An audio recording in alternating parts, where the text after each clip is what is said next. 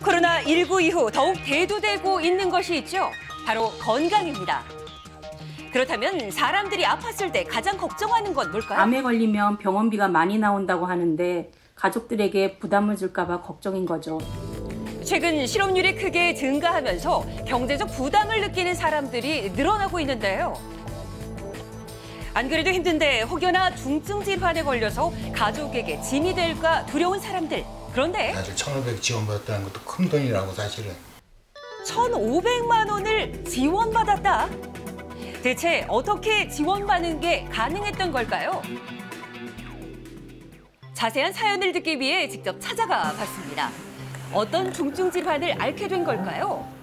숨이 너무 차가지고 병원에 갔더니 CT 촬영했더니 폐에 물이 많이 찼으니까 큰 병원으로 가라. 폐암 말기죠, 4기. 예고 없이 갑작스레 받게 된 폐암 판정. 그런데 이 청천벽력 같은 소식보다 아내의 가슴을 아프게 한 건 다름 아닌 남편의 한마디였다고 합니다. 그냥 포기한다 그랬지. 왜요? 전부 1,000만 원 더 든다고 그러는데 집 재산을 거들내고 죽을 수는 없지 않느냐, 나는. 하지만 가족들의 끊임없는 권유에 결국 치료를 결심하게 됐다는데요. 문제는 치료 후 청구된 3천여만 원의 병원비였습니다. 그런데 지원금을 받은 거죠, 액수. 얼마나? 그러니까 뭐 대략 그냥 1,500 몇십만일까 그렇게 받았죠. 1,500여만 원의 병원비를 지원받은 건데요. 이것이 가능했던 이유는 바로 본인 부담 의료비의 50%를 지원하는 재난적 의료비 지원 사업 때문이었다고 합니다. 예를 들어서 본인 부담 의료비가 2천만 원일 때 민간보험 수령액을 뺀 금액의 50%를 지원하는 건데요. 뿐만 아니라 여러 부분에서 보장이 강화돼서 노인이나 아동, 여성들이 겪을 수 있는 질환의 본인 부담률이 적어져서 도움이 되고 있다고 합니다.